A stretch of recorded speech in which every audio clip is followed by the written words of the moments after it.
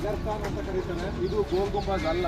ಏನಕ್ಕೆ ಅಂತ ಅಂದರೆ ಇದು ನಿರ್ಮಾಣ ಆಗಿರೋದು ಸುಲ್ತಾನ ಬಂದಾಗ ಇಲ್ಲಿ ನಗಾರಿಗಳನ್ನ ಬಾರಿಸ್ತಾ ಇದ್ರು. ಆ ನಗಾರಿಗಳನ್ನು ಇಲ್ಲಿ ಇಟ್ಟಿದ್ದಾರೆ.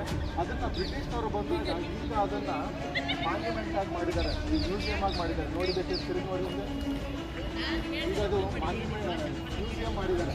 ಏನಕ್ಕೆ ಅಂತ ಅಂದರೆ ನಿಮಗೆ ಗೊತ್ತಿರ್ಬೋದು, ನಾವೆಲ್ಲ ಮನೆ ಕಟ್ಟಿದಾಗ ದೃಷ್ಟಿ ಆಗುತ್ತೆ ಅನ್ನೋ ಕಾರಣಕ್ಕೆ ಏನೋ ಒಂದು ಐಡಲ್ನ ಇಟ್ಟಿರ್ತೀವಲ್ಲ.